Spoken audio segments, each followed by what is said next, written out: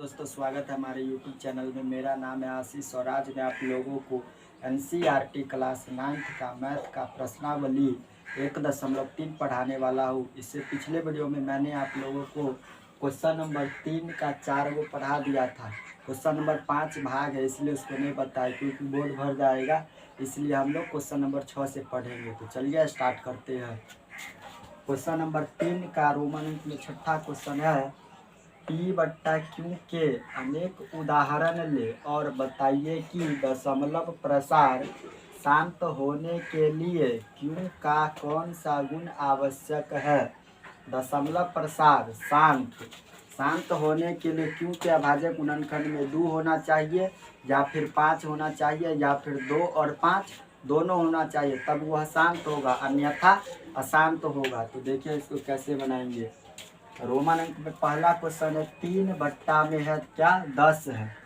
देखिए ऊपर वाला होता है अंश, नीचे वाला होता है हर, ये आपको पता है, ठीक है। तो ऊपर वाला जैसे है वैसे ही रहेगा, ठीक है। नीचे वाला क्या है 10 है, तो 10 का अभाज्य गुणनखंड करेंगे। देखिए यहाँ पर हम लोग रफ कर रहे हैं, 10 का क्या करेंगे अभाज्य गुणनखंड करेंगे। ऊपर वाला जैसे उसको वैसे ही लिखे, नीचे वाला को हर का अभाज्य गुणनखंड करेंगे। देखिए कितना से लगेगा 2 से, 2 पंचे 10, तो कितना आया 2 गुने 5। तो शांत होने का शर्त क्या बताए कि इसके अभाज्य गुणनखंड में 2 आवे या फिर 5 आवे या 2 और 5 दोनों आवे, तो वह शांत होगा, नहीं तो अशांत होगा, ठीक है। देखिए इसके अभाज्य गुणनखंड में क्या आया है 2 और 5 दोनों आया है, तो यह कैसा दशमलव प्रसार हो जाएगा, शांत दशमलव प्रसार। ये शांत कैसे हुआ सो बुझे ना। देखिए हर का अभाज्य गुणनखंड में 2 आना चाहिए या फिर 5 आना चाहिए या 2 और 5 दोनों आएगा तो शांत होगा, नहीं तो अशांत होगा, ठीक है। अगला है रोमन अंक में दूसरा 2/15 है। तो ऊपर वाला जैसे उसको वैसे लिखेंगे, अंश जैसे है वैसे ही रहेगा। नीचे वाला को तोड़ेंगे, 15 है तो 15 को तोड़िए, 3 से लगेगा 3 पंचे 15। देखिए 3 गुने 5, बताइए ये कैसा दशमलव प्रसार है। इसके अभाज्य गुणनखंड में 2 है, 2 नहीं है, 5 है, 5 तो है लेकिन 3 भी है, तो 3 आ गया, तो ये कैसा दशमलव प्रसार हो जाएगा, अशांत आवर्ती हो जाएगा। शांत कब होता है, इसके अभाज्य गुणनखंड में जब केवल 2 ही रहता है या केवल 5 ही रहता है तब ये शांत हो जाता है, या फिर 2 और 5 दोनों रहता है तो भी शांत होता है। लेकिन इसके अभाज्य गुणनखंड में 3 और 5 है, तो इसलिए यह कैसा हो जाएगा, अशांत हो जाएगा। अशांत में कैसा होगा, आवर्ती होगा, आवर्ती, ठीक है। अनावर्ती किसका होता है, अपरिमेय संख्या का अनावर्ती होता है और परिमेय संख्या का आवर्ती होता है, ठीक है। रोमन अंक में तीसरा है 6/125। इसको कैसे बनाएंगे, अंश जैसे है वैसे ही, ऊपर वाला जैसे रहता है उसको वैसे ही रखेंगे, ठीक है। नीचे वाला को तोड़ेंगे, नीचे वाला क्या है 125 है, 125 को तोड़िए, कितना से लगेगा 5 से, 5 दूना 10, 2 पे 5 25, 5 25, फिर कितना से लगेगा 5 से, 5 25। तो देखिए 125 है तो कितना 5 आया, 3 गो 5, 1 2 3 5 आ गया। तो देखिए इसके अभाज्य गुणनखंड में 2 नहीं है लेकिन 5 है ना, तो 2 नहीं है 5 है, तो ये कैसा दशमलव प्रसार हो जाएगा, शांत दशमलव प्रसार।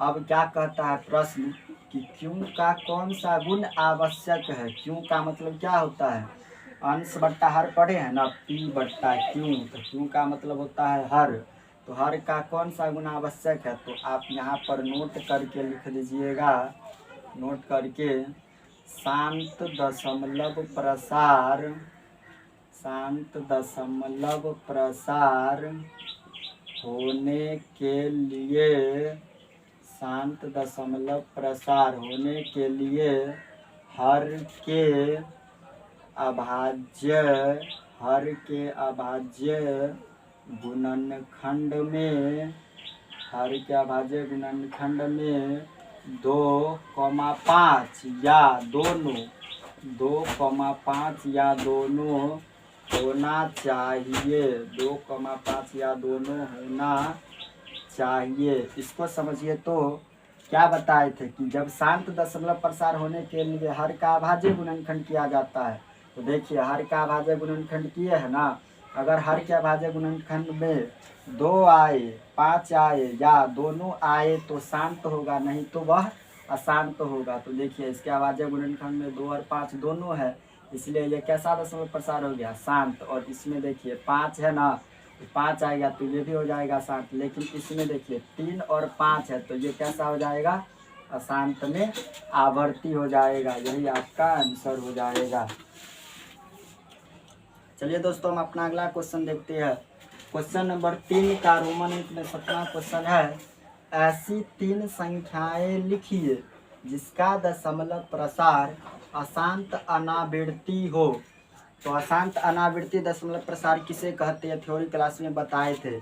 तो जब हर से अंश में भाग दिया जाता है तो पूरी तरह विभाजित नहीं होने के साथ साथ अंकों की पुनरावृत्ति होती है, अंकों की पुनरावृत्ति नहीं होती है, तो उसे क्या कहते हैं, अशांत अनावृत्ति दशमलव प्रसार कहते हैं। तो क्या कहता है कि ऐसी 3 संख्याएं लिखिए जिसका दशमलव प्रसार कैसा हो, अशांत में अनावर्ती हो। तो क्या लिखिएगा, इसका आंसर क्या लिखिएगा, 3 अशांत अनावृत्ति दशमलव प्रसार लिखना है ना। तो 0.01 001 0001 डॉट डॉट डॉट। तो देखिए ये कैसा दशमलव प्रसार है, अशांत में अनावर्ती है। देखिए जैसे 0.01 है, 001 है, 0001 है ना, डॉट डॉट डॉट। जब इसका हम दशमलव हटाएंगे तो पता नहीं चल रहा है कि बट्टा के नीचे में कितना जीरो दे, है ना, पता चल रहा है।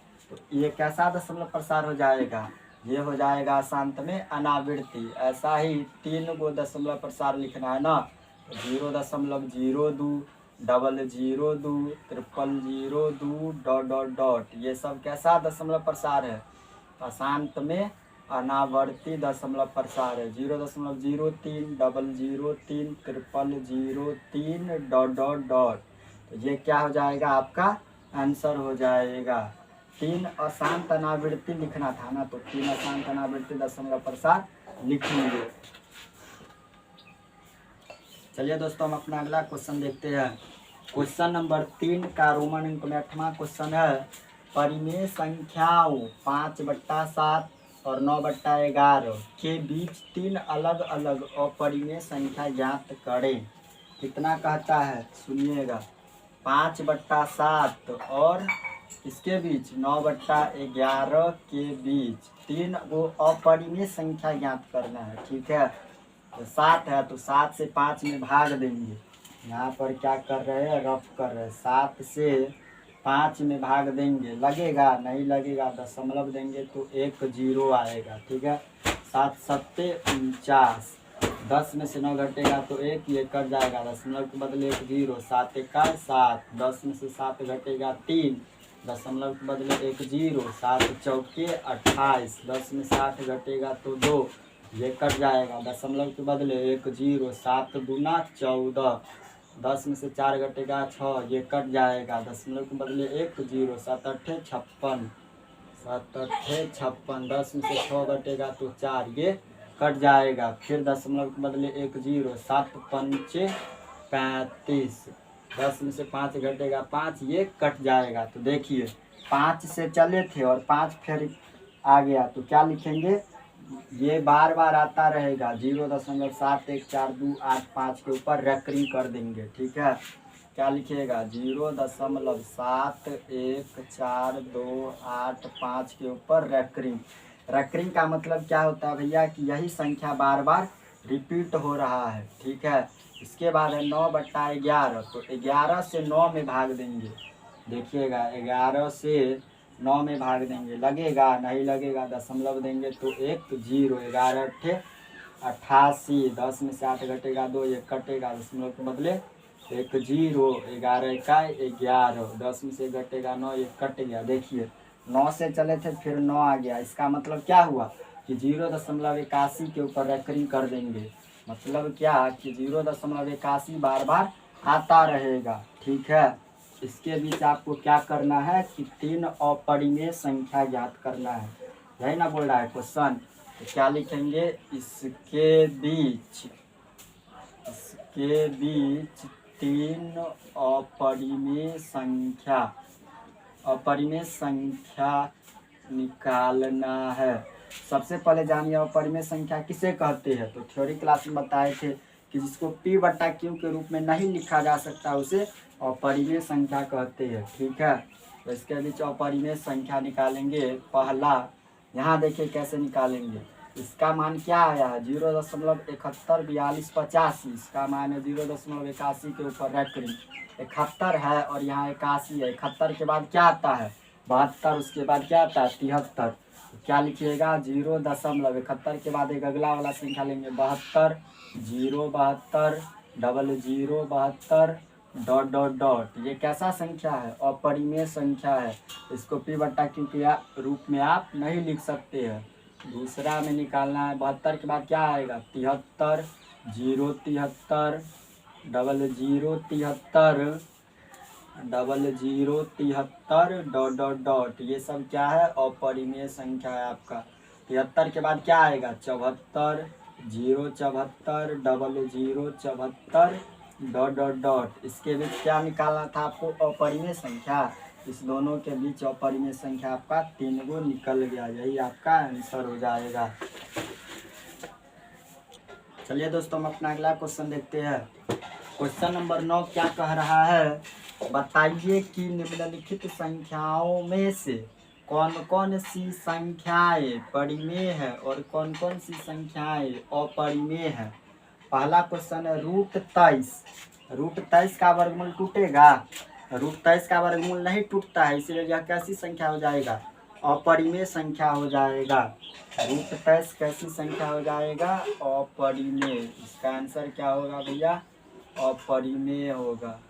√23 कैसी संख्या हो जाएगा अपरिमेय हो जाएगा। ठीक है, दूसरा है √225। 225 का वर्गमूल कितना होता है 15।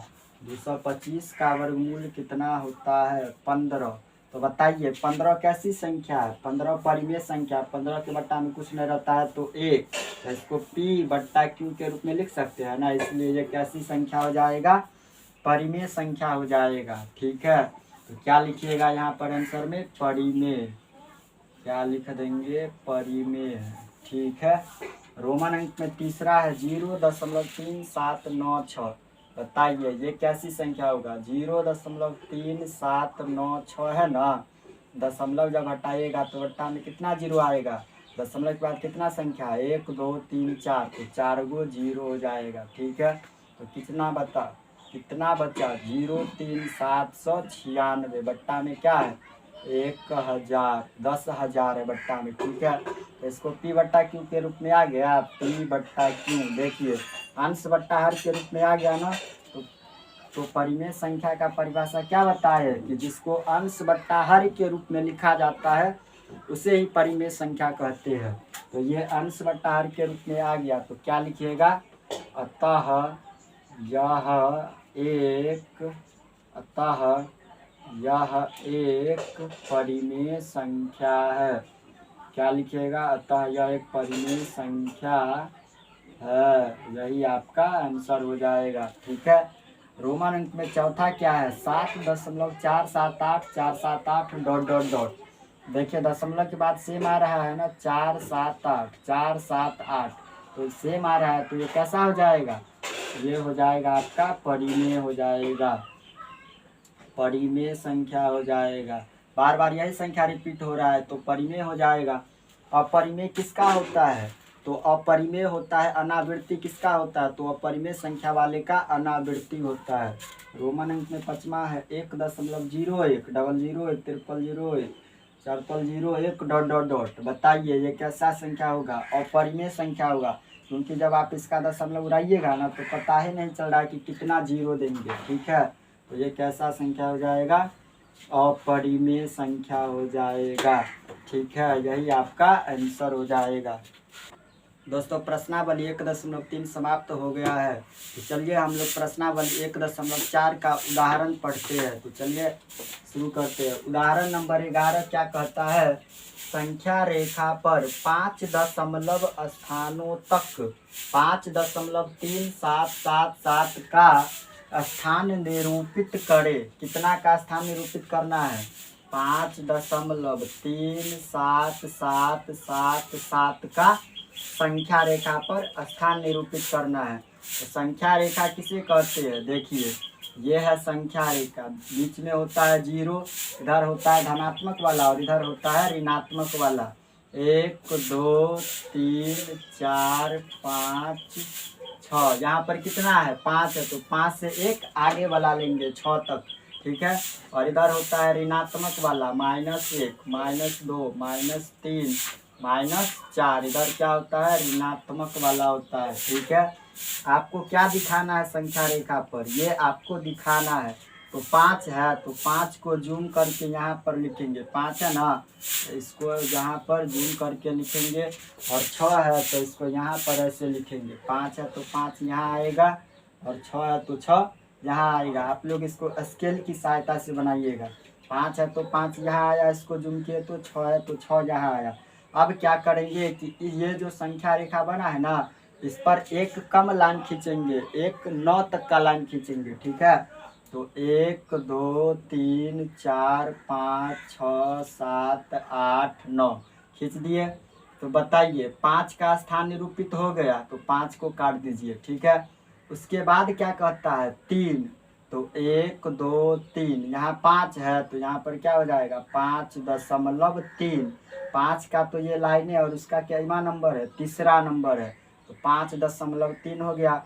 5.3 का एक आगे वाला संख्या भी लेंगे। 5.3 के बाद क्या आएगा? 5.4, तो एक आगे वाला संख्या भी लेंगे, 5.4। अब क्या करेंगे? फिर इसको जूम करके यहाँ लिखेंगे और इसको जूम करके यहाँ लिखेंगे। यहाँ पर क्या आएगा? 5.3 है, तो यहाँ पर 5.3 आएगा, ठीक है। और यहाँ क्या है? 5.4 है, तो यहाँ पर आएगा 5.4 आएगा, ठीक है। तो 3 का भी स्थान निरूपित मैंने कर लिया, तो 3 को भी काट दीजिए। उसके बाद क्या है? 7 है, तो पहले संख्या रेखा जो ये आया है ना, इस पर कितना तक का लाइन खींचेंगे? 9 तक का लाइन खींचेंगे, एक कम लाइन खींचेंगे, ठीक है। तो 1 2 3 4 5 6 7 8 9 खींच दिए। उसके बाद किसका है? 7 है, तो 1 2 3 4 5 6 7, 7वां लाइन इस पर है, 7वां नंबर, ठीक है। तो ये 5.3 का तो लाइन है और इसका क्या है? 7वां नंबर है। तो यहाँ पर क्या लिखिएगा? 5.3 का ये लाइन है और इसका 7वां नंबर है, तो यहाँ पर 7 हो जाएगा, ठीक है। 5.37 आया, और इसका एक आगे वाला संख्या भी लेंगे, ठीक है। 5.37 के बाद क्या आएगा? 5.38 आएगा। अब फिर इसको जूम करेंगे, अब इसको जूम करके यहाँ पर लिखेंगे और इसको जूम करके यहाँ पर लिखेंगे। क्या है? 5.37 है ना। 5.37 को यहाँ लिखे और 5.38 को यहाँ पर लिखेंगे, ठीक है। फिर ये जो संख्या रेखा बना है ना, इस पर कितना तक का लाइन खींचना है? 9 तक का। 1 2 3 4 5 6 7 8 9 खींच दिए। इसका हो गया, ये 7 का हो गया लाइन, ठीक है। अब फिर क्या है? 7 है, तो फिर 7वां नंबर खोजेंगे। 1 2 3 4 5 6 7, तो ये है 7वां नंबर। यहाँ क्या है? 5.37, तो 5.37 का ये लाइने है और उसका 7वां नंबर है, तो 7 आ जाएगा।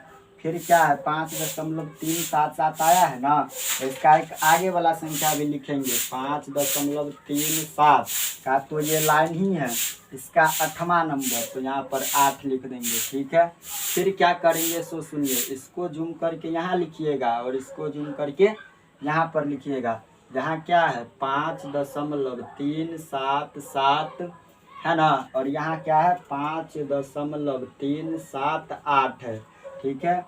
ये जो आया है ना रेखा, अब इस पर कितना का लाइन खींचिएगा?